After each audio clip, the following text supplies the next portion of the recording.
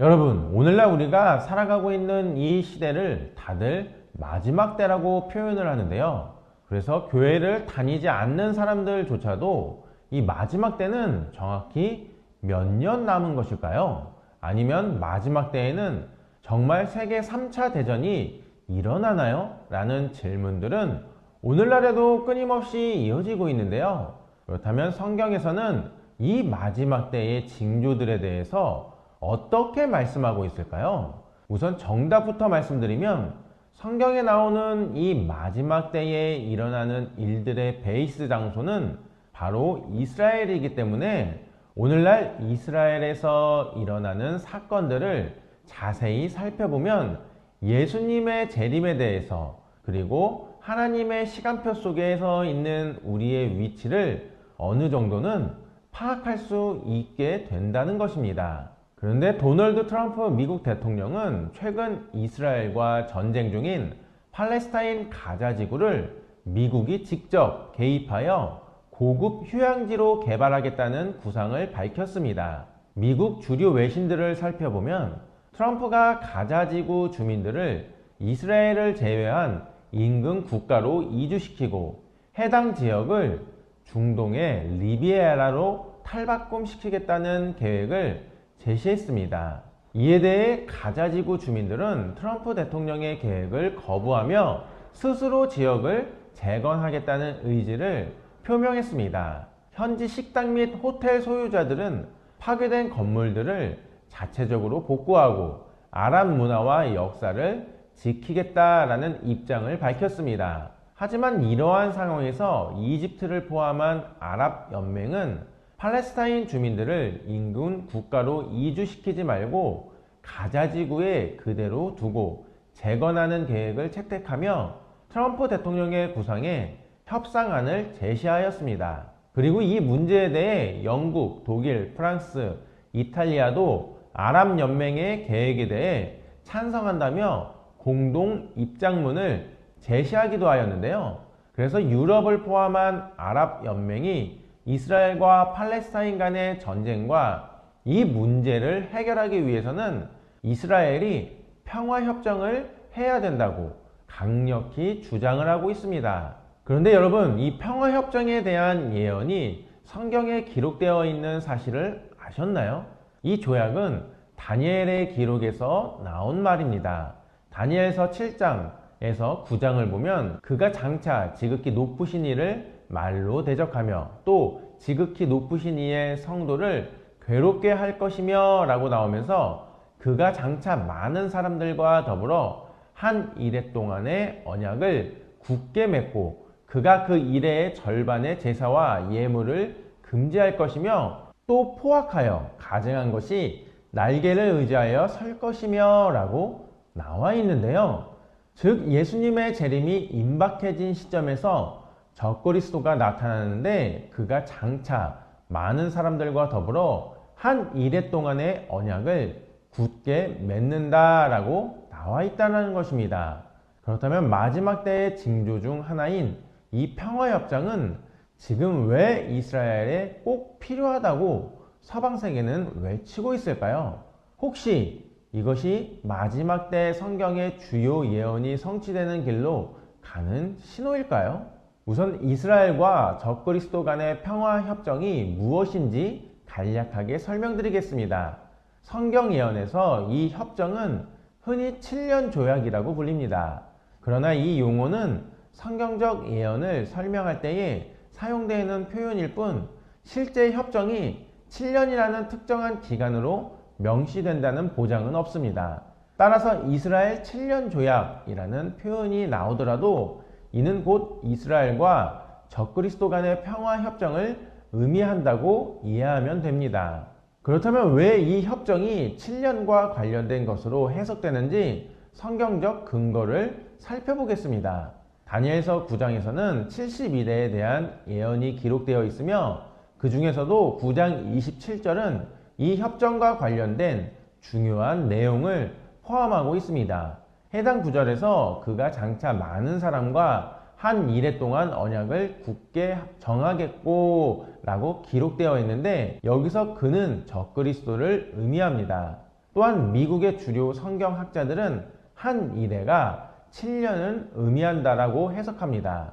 따라서 이 내용을 바탕으로 적그리스도가 이스라엘과 평화조약을 체결하는 것으로 이해할 수가 있습니다.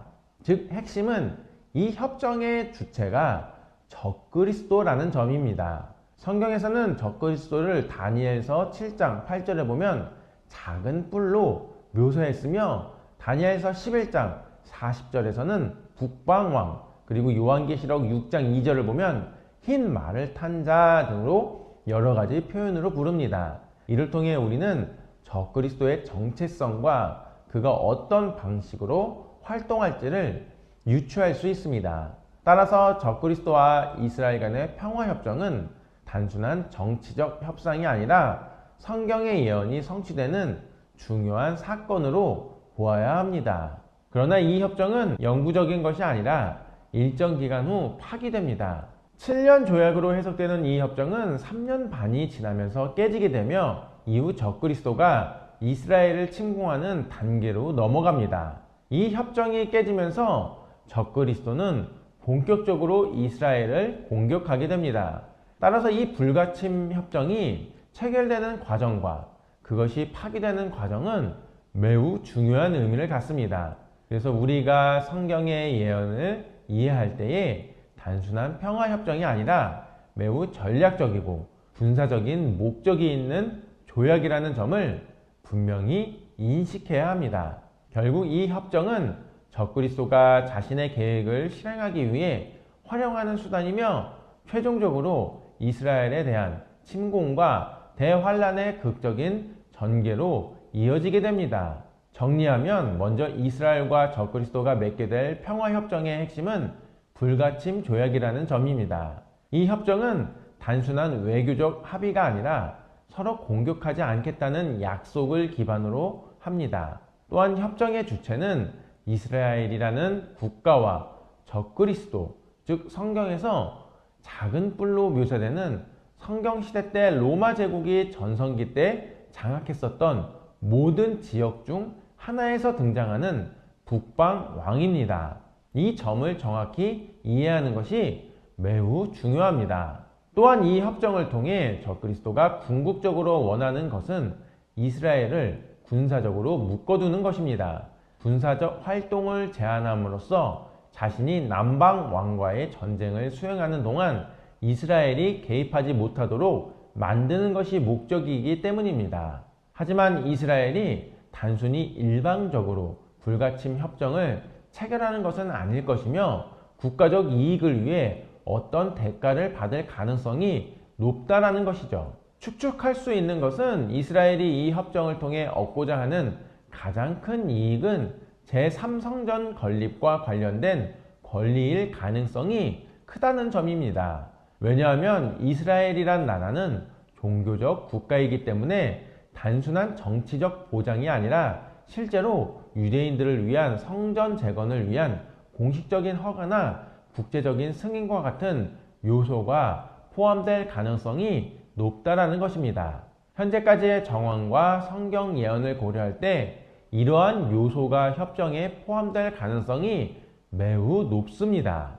그러므로 마지막 때를 살아갈 때에 우리가 여러 가지 국제 정세를 살펴보면서 이 협정의 본질이 불가침 조약이라는 점과 협정의 주체가 이스라엘과 적그리스도라는 점이다. 이것을 정확히 이해하면 앞으로 펼쳐진 예언의 흐름을 더욱 명확하게 바라볼 수 있게 된다는 것입니다.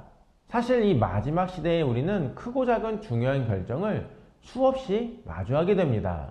이사를 해야 할까요? 머물러야 할까요? 이 집이 나을까요? 저 집이 나을까요? 어떤 차를 선택해야 할까요? 물론 형편에 맞게 결정하는 것도 중요하지만 그보다 더 중요한 것은 이 선택을 통해 이 종말의 시대에 하나님의 뜻이 나타나도록 기도하는 것입니다. 하나님, 이 작은 결정조차도 주님의 영광을 가리지 않게 하시고 이를 통해 주님의 살아계심을 경험하게 하소서. 날마다 주님의 말씀을 따라가는 삶이 기쁨으로 넘치게 하소서. 이렇게 기도하며 선택을 한다면 마지막 때의 시간표 속에서 하나님께서 여러분들을 어떻게 인도하시는지 직접 체험하게 될 것입니다. 그러나 이러한 중요한 마지막 때 하나님의 시간표가 어떻게 돌아가는지에 대해서 오늘날 대형교회 목사님들이 교단과 성도님들의 눈치를 보느라 제대로 전하지 못하고 있습니다. 그 결과 많은 크리스천들이 이 마지막 때의 진리를 알지 못한 채 마귀가 주는 세상의 시험에 쉽게 넘어가고 신앙생활을 올바로 하지 못하겠다라고 연락을 많이 주셨습니다. 그래서 저희 메시지아 미니스트리는 오는 4월부터 매주 주일 오후 4시 30분 서울 서초구에 위치한 가비 제작소에서 이 마지막 때에 대한 올바른 말씀을 선포하고 성도님들이 하나님께서 특별히 이 시대에 대한민국 교회에게 주시는 말씀을 붙잡고 기도할 수 있도록 기도회를 개최하게 되었습니다. 참석을 원하시는 분들은 아래 고정 댓글에 있는 링크를 통해 신청하실 수 있고요. 고정 댓글에 기도회에 관해 궁금하신 사항이 있으시면 연락하실 수 있는 연락처도 남겨두었습니다. 이 마지막 시대에 성령님과 함께하는 은혜로운 기도의 자리에 여러분들을 초대합니다. 결론을 맺으면 오늘날 우리는 마지막 때를 살아가고 있으며 이에 대한 관심이 그 어느 때보다도 높아지고 있습니다. 많은 사람들은 마지막 때가 얼마나 남았는지, 세계 3차 대전이 일어날 것인지에 대해 질문을 던지고 있습니다. 그런데 성경에서는 마지막 때의 징조들에 대해 분명하게 말씀하고 있으며 그 중심 무대는 바로 이스라엘입니다. 따라서 오늘날 이스라엘에서 일어나는 사건들을 주의 깊게 살펴보면 예수님의 재림과 하나님의 시간표 속에서 우리가 어디에 있는지를 어느 정도는 파악할 수가 있다는 것입니다. 그러므로 마지막 때를 살아가고 있는 지금 오늘날 어쩌면 내일, 아니 오늘이라도 적그리스도가 나타나기 전 평화협정이 일어난다고 성경에 예언된 사건들이 바로 일어날 수 있는 이 시기에 정확한 말씀을 붙잡고 기도의 줄로 모든 악한 영들과의 대적에서 승리하실 수 있는 우리 모두가 되기를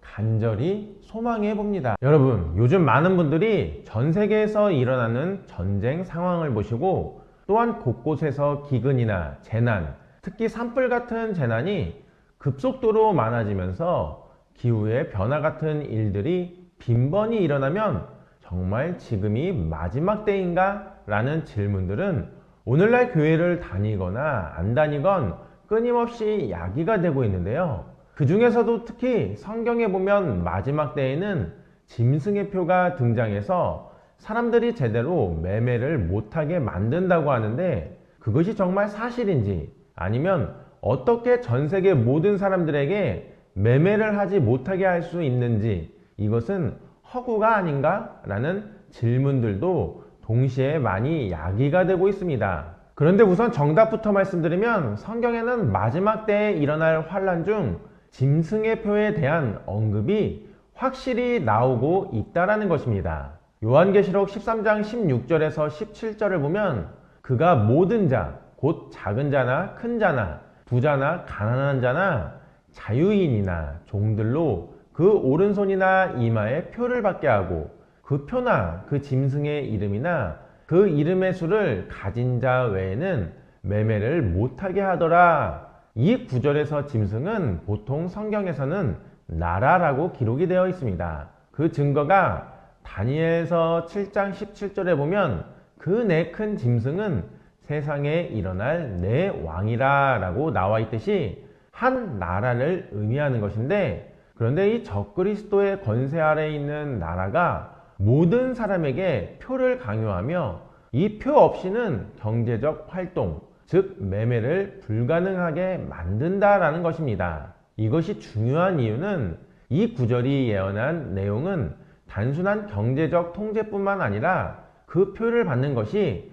곧 짐승을 따르는 신앙적 결단이 됨을 의미하기 때문인데요. 그렇다면 이 마지막 때의 짐승, 곧 적그리스도를 따르는 한 강력한 나라는 어떻게 전 세계 수많은 사람들의 매매를 단속할 수 있게 될까요? 그래서 이 구절을 가지고 과거에는 짐승의 표는 말이 안 되는 이야기이다 라는 음모론적인 주장이 많았지만 오늘날 과학의 발달로 이것이 이미 실현 가능한 일이 되었다는 사실 혹시 알고 계셨나요? 우선 정답부터 말씀드리면 바로 비트코인과 암호화폐의 발달이 이미 완성이 되었다는 것입니다. 여러분 우선 이 미래에 일어날 짐승의 표 매매를 알아보기 전에 인류가 과거에는 어떤 것을 화폐로 사용할 수 있었을까 라는 것을 알아보면은 약 3000년 전 중국에서는 조개를 화폐로 사용했습니다. 흥미롭게도 아프리카, 남미, 아시아의 여러 지역에서도 조개 화폐의 흔적이 발견이 됩니다. 이 지역들은 서로 활발히 교류하지 않았음에도 불구하고 조개를 화폐로 채택했다는 점에서 조개가 가진 특별한 가치가 있었음을 알 수가 있습니다. 하지만 모든 조개가 화폐로 쓰인 것은 아니었습니다. 특정한 형태를 가지거나 오랜 세월을 거친 희귀한 조개들만 선택이 되었습니다. 왜냐하면 이것은 그때 당시 고대 사람들이 희소성을 강조한 것으로 쉽게 대량으로 확보할 수 없는 특성을 가진 것들이 화폐로서 적절하다는 점을 보여줍니다. 다시 말해서 공급이 갑자기 증가하기 어려운 자원과 자연스럽게 균형을 이루는 것들이 화폐로 사용이 되었습니다. 또한 조개는 보석처럼 아름다움도 갖추고 있어서 가치 평가에 있어 중요한 요소로 작용을 했습니다. 금과 은 역시 마치 약속이나 한 것처럼 여러 나라에서 화폐로 사용되었습니다. 이는 조개 화폐와 마찬가지로서 금과 은이 채굴량의 한계가 존재하며 자체적으로 독특한 아름다움을 지니고 있었기 때문입니다. 이러한 특성 덕분에 화폐로서의 역할을 할 수 있었던 것이죠. 그렇다면 화폐는 왜 등장하게 되었을까요? 그 이유가 이것은 약 1000년 전 농경 생활이 본격적으로 시작된 시기와 맞물려 있습니다. 농사를 짓게 되면서 잉여 생산물이 발생을 했고 사람들은 이를 저장하기 시작했습니다. 그러나 문제는 매년 풍년과 흉년이 반복된다는 점입니다. 생산량이 일정하지 않아 변동성이 컸고 저장 또한 쉽지가 않았습니다. 당시에는 현대처럼 발달된 창고나 보관시설이 없었기 때문에 홍수나 태풍 혹은 폭설 같은 자연재해로 인해 생산물이 손실될 위험도 있었습니다. 이러한 상황에서 잉여 생산물을 화폐로 교환해 두었다가 필요할 때 다시 생산물로 바꿀 수가 있다면 보다 안전적으로 부를 축적할 수가 있었습니다. 이런 흐름 속에서 자연스럽게 화폐가 탄생한 것이 아닌가 하는 해석이 가능합니다. 즉 화폐는 원래 실물 자산을 교환하기 위한 매개체로 시작이 되었습니다. 그런데 오늘날 비트코인 역시 본질적인 가치는 없지만 교환 수단으로서의 가치는 존재합니다. 과거에도 쌀, 소금, 비단 등이 거래에 사용되었지만 대규모 거래에서는 금이나 화폐가 주로 쓰였습니다. 사실 좋은 교환 수단이 되려면 몇 가지 조건을 충족해야 합니다. 우선 가벼워야 하고 부피가 작아서 이동과 보관이 용이해야 합니다. 또한 시간이 지나도 변질되지 않아야 하며 먼 거리에서도 실물 자산과 손쉽게 교환될 수 있어야 합니다. 세대를 거쳐도 변함없이 가치를 유지할 수 있으며 전 재산을 보관할 수 있을 만큼 부피가 작은 것이 이상적입니다. 이러한 점에서 보면 비트코인도 효과적인 교환 수단이 될 수 있다고 볼 수가 있다는 것이죠. 게다가 화폐의 종류에 따라 특징도 다릅니다. 과거 금이나 조개 같은 화폐는 채굴량이 제한적이었습니다. 원래 지폐는 금과 교환할 수 있는 증서의 역할을 했습니다. 하지만 시간이 지나면서 보관이 된 금보다 더 많은 지폐가 발행이 되었고 이로 인해 인플레이션이 발생했습니다. 이러한 현상을 겪으며 경제 시스템에서는 신용이 더욱 중요한 요소로 자리 잡게 되었습니다. 왜냐하면 국가가 보유한 금의 양을 초과하여 지폐를 발행할 수 없었다면 인플레이션이 심각하게 발생하기는 어려웠을 것입니다. 현재 비트코인의 채굴량은 5% 정도밖에 남지 않았으며 공급이 한정되어 있다는 점에서 금과 유사한 방식으로 인플레이션을 방어하는 역할을 할 수 있는 가능성이 있습니다. 그래서 세계적으로 먼저 경제가 인플레이션으로 인해 안 좋아지게 되면은 많은 사람들을 이러한 방법으로 중앙에서 선동할 수 있게 되는 것이고, 이것이 가능해지면 적그리스도가 등장하여 중앙 집권 시스템에서 발동한 암호화폐를 통하여 전 세계 모든 사람들의 매매를 컨트롤할 수 있게 된다는 것입니다. 즉 디지털 화폐의 확신이 국가를 뛰어넘는 흐름으로 이어질 경우 기존 국가 시스템에 대한 도전과 변화가 더욱 뚜렷해질 수 있습니다. 이는 바로 성경의 예언대로 전 세계를 철권 통치할 적그리스도의 왕국이 도래할 시점이 멀지 않았다라는 것으로 분석할 수 있다는 것이 세계적인 학자들의 주류 의견입니다. 즉 서두에 말씀드렸던 요한계시록 13장의 내용이 앞으로는 충분히 실현될 가능성이 매우 높아졌다라는 것입니다. 이것이 바로 향후 10년에서 20년이 지나게 되면은 전 세계 사람들이 성경에 나온 자신들을 컨트롤해 줄 수 있는 한 강력한 인물을 원하게 되는 이유가 될 수가 있다라는 것입니다. 안타깝게도 그 인물은 적그리스도가 되겠지만요. 이러한 관점에서 보면 비트코인을 창시한 인물이 단순히 새로운 화폐 수단을 만들려 한 것이 아니라 더 큰 목표를 가진 사람이나 집단일 가능성이 있습니다. 사토시 나카모토의 정체가 아직까지 밝혀지지 않는 것도 그가 개인이 아니라 특정 단체나 그룹일 수 있다는 추측을 낳고 있습니다. 즉 적그리스도의 왕국을 건설하려는 움직임은 지금도 전 세계 곳곳에서 이렇게 쉽게 발견이 되고 있는 시대가 바로 우리가 살고 있는 2025년이라는 것입니다. 결론을 맺으면 앞으로 가까운 미래에는 우리가 짐승의 표를 받느냐 마느냐의 문제는 단순한 선택이 아니라 신앙을 지킬 것인가 아니면 생계를 우선할 것인가 하는 결단의 문제로 다가올 것입니다. 이는 각자의 믿음과 양심에 따라 스스로 선택하게 되는 과정이며 무의식적으로 또는 강제적으로 받아들이게 되는 방식은 아닐 것입니다. 그 이유가 무엇입니까? 맞습니다. 이는 하나님께서 주신 자유의지에 부합하지 않는 일이기 때문입니다. 그러므로 앞으로 성도들에게는 더욱더 인내와 믿음이 요구되는 시대가 다가올 것입니다. 선택의 순간들이 많아질수록 우리는 믿음을 지키는 결정을 해야 할 상황을 자주 맞닥뜨리게 될 것입니다.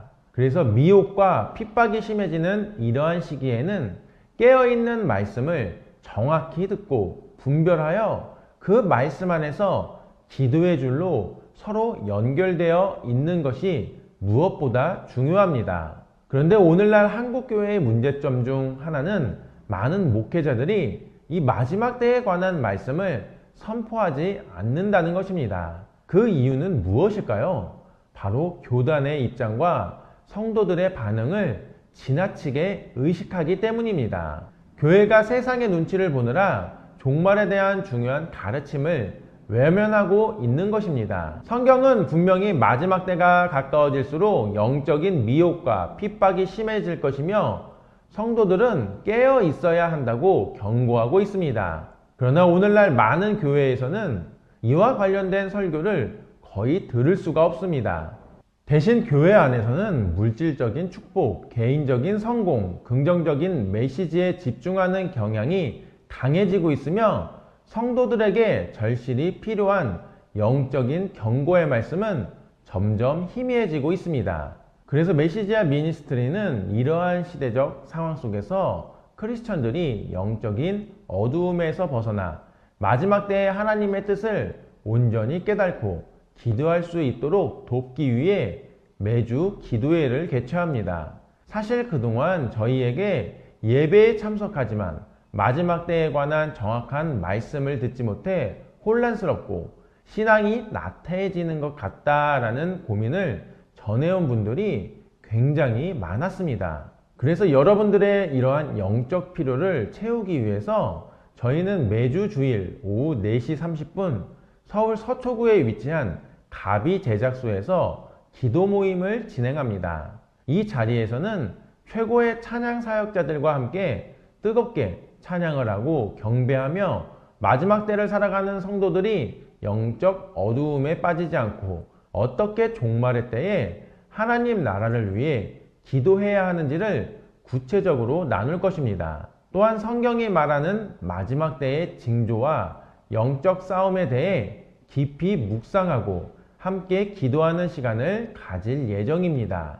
지금은 마귀가 우는 사자와 같이 성도들을 미혹하고 있는 시대입니다. 교회가 마지막 때에 대한 가르침을 외면할수록 성도들은 더욱 영적으로 무장할 필요가 있습니다.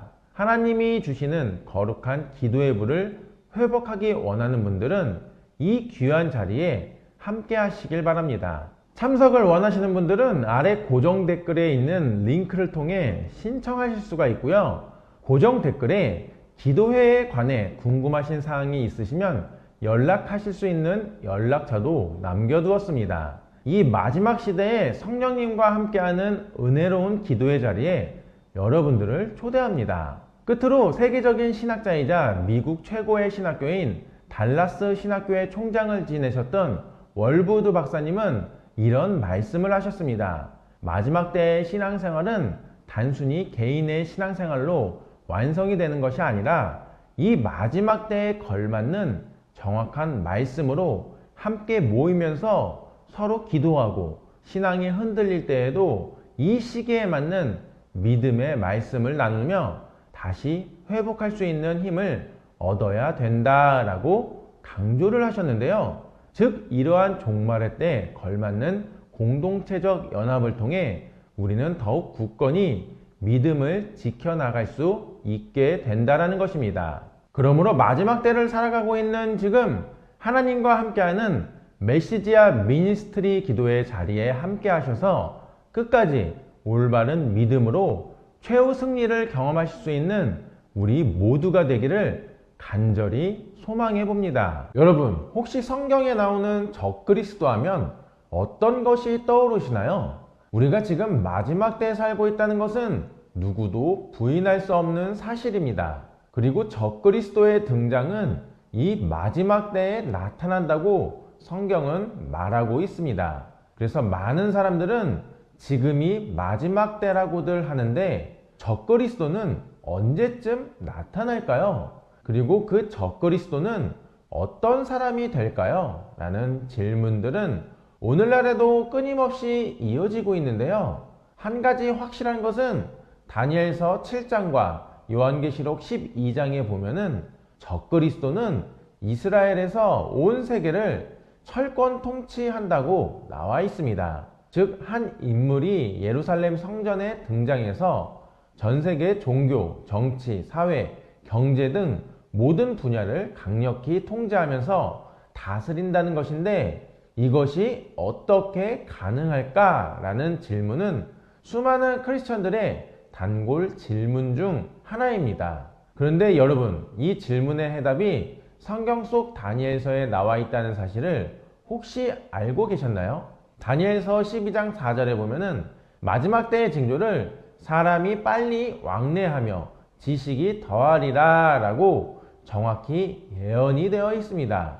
사람이 빨리 왕래한다는 것은 이미 비행기가 개발이 되면서 이스라엘 벤구리온 공항에서 보통 10시간에서 20시간, 즉 하루 안에 전 세계 모든 나라를 방문할 수 있게 되었습니다. 이것은 성경 시대에는 상상도 못했던 일이죠. 그리고 지식이 더하리라 라고 나와 있는데 바로 이 구절이 적그리스도가 어떻게 등장하게 되는지 아주 중요한 단서가 된다는 것입니다. 정답부터 말씀드리면 오늘날 지식의 증가로 빅테크 기업들로 인해 발전된 것이 바로 AI인데요. 성경에서 적그리스도는 전 세계의 사람들을 미혹하며 철권 통치를 하게 되는 인물로 언급됩니다. 바로 한 인물을 통해서 말이죠. 그래서 과거에는 믿는 크리스천들도 이 구절이 도저히 이해를 못했다고 합니다. 500년에서 1000년 전 당시 과학의 기술로는 어림도 없는 일이었으니까요. 그런데 지금의 상황은 어떻습니까? 누구든지 한 사람에게 권력만 주어진다면 이것은 이미 실행이 가능한 상황이라고 미국의 주류 신학자들은 이미 주장을 하고 있는 상황이라는 것입니다. 그 증거 중 하나가 일본의 디지털청이 아마존과 계약을 체결했다는 소식이 얼마 전 외신에서 보도가 되었습니다. 사실 일본은 정부 시스템에 한해서는 여전히 아날로그 시스템이 많이 남아 있어서 디지털 전환이 늦어진 편입니다. 이를 해결하기 위해 일본 정부는 디지털청을 신설했으며 최근 아마존과의 협업을 추진하고 있습니다. 이러한 흐름은 한국에서도 유사하게 진행 중인데요. 그런데 일본에서는 이 계약이 논란이 되고 있어 관련 내용을 살펴보았습니다. 가버먼트 클라우드라는 용어를 검색하면은 다양한 기업들이 이 시장에 참여하고 있음을 알 수 있습니다. 대표적으로 아마존 웹 서비스를 비롯해 인텔, 마이크로소프트 등 여러 글로벌 기업들이 정부 클라우드 서비스를 제공하고 있습니다. 정부 클라우드란 쉽게 말해 정부가 보유한 각종 데이터를 클라우드 서버에 저장하고 관리하는 시스템을 의미합니다. 우리가 흔히 사용하는 네이버 클라우드나 구글 드라이브처럼 정부도 디지털화된 데이터를 클라우드에 보관하는 개념이죠. 일본에서는 이를 세우 클라우드라고 부르며 올해 1월부터 본격적으로 적용이 되고 있습니다. 현재 데이터를 이전하는 과정이 진행 중이며 결국 일본 국민 1억 명의 개인정보가 해당 클라우드에 저장이 될 예정입니다. 주민등록 정보는 물론 가족관계, 주소, 세금 납부 내역, 월급, 범죄 기록 등의 모든 개인정보가 포함이 됩니다. 이에 따라 일본 내에서는 개인정보 보호 및 보안에 대한 우려가 커지고 있습니다. 그래서 세계적인 신학자이자 달라스 신학대학교의 총장을 지내셨던 존 월브우드 박사님은 이런 말씀을 하셨습니다. 우리가 현재 목격하고 있는 정보에 집중하는 성경이 예언한 마지막 시대의 권력 구조를 현실화하는 과정일 수가 있습니다. 과거에는 어떻게 한 사람이 전 세계를 다스릴 수 있는가? 라는 질문이 있었습니다. 그러나 오늘날 기술의 발전과 데이터에 집중하는 이러한 예언이 가능해지는 환경을 만들고 있습니다. 라고 본인의 저서에서 기록을 해 놓으셨는데요. 그 증거는 이렇습니다. 우선 성경은 마지막 때에 적그리스도가 등장하여 모든 사람을 통제할 것이라고 경고합니다. 요한계시록 13장 16절에서 17절을 보시면 그가 모든 자, 작은 자나 큰 자나 부자나 가난한 자나 자유인이나 종들에게 모두 표를 받게 하여 그 표가 없이는 아무도 매매를 못하게 하니 곧 그 이름이나 그 이름의 수라라고 기록이 되어 있듯이 이 구절은 경제적 통제와 개개인에 대한 철저한 감시를 의미합니다. 과거에는 이 말씀이 어떻게 현실화될 수 있을지 쉽게 이해되지가 않았지만 그런데 오늘날 우리는 정부 클라우드 시스템과 데이터의 집중화를 통해 이러한 일이 충분히 가능해지고 있음을 볼 수가 있다는 것입니다. 그런데 이러한 정보 집중화는 적그리스도가 권력을 쥐고 세계를 지배하는 기반이 될 수가 있다는 분석이 지배적입니다. 그래서 요한계시록 13장 7절을 보면 또 권세를 받아 성도들과 싸워 이기게 되고 각 족속과 백성과 방언과 나라를 다스리는 권세를 받으니 라고 기록이 되어 있듯이 이것은 단순한 지역적 지배가 아닌 전 세계적인 통치권을 의미합니다. 만약 모든 개인이 디지털 아이디와 통합된 클라우드 시스템 아래에 놓이게 된다면 정부나 특정 세력이 이를 통제하고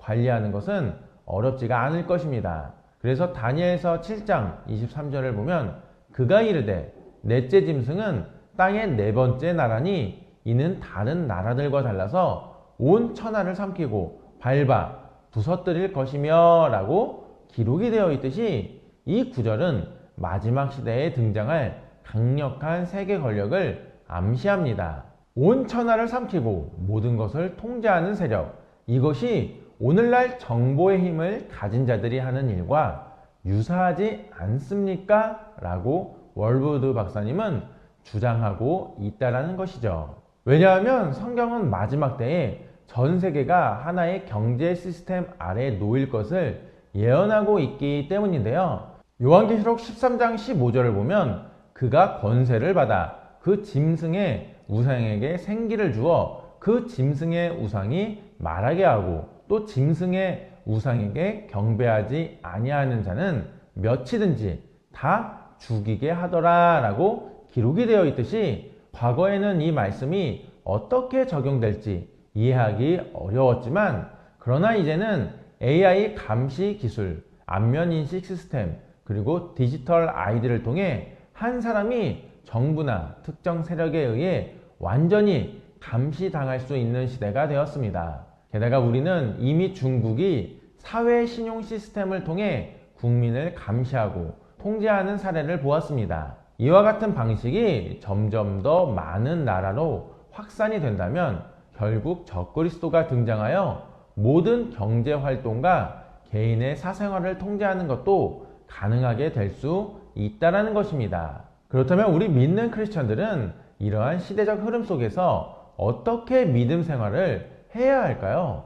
우선 정답부터 말씀드리면 우리는 성경의 예언을 정확히 깨닫고 영적으로 분명하게 대비해야 합니다. 성경은 마지막 때가 올 것임을 이미 경고하였습니다. 그래서 우리는 시대의 흐름을 분별하고 믿음을 지키며 주님께로 더 가까이 다가가야 합니다. 그래서 사도행전 17장 30절에서 31절 말씀을 보면 알지 못하던 시대에는 하나님이 간과하셨거니와 이제는 어디든지 모든 사람에게 회개하라 명하시니 이는 정하신 사람으로 하여금 천하를 공의로 심판할 날을 작정하시고 그를 죽은 자 가운데서 다시 살리신 것으로 모든 사람에게 믿을 만한 증거를 주셨음이라 하시니라 라고 기록이 되어 있듯이 하나님께서는 모든 인류에게 마지막 때가 올 것임을 이미 경고하셨기 때문에 이것을 알게 되면 즉각 회개할 것을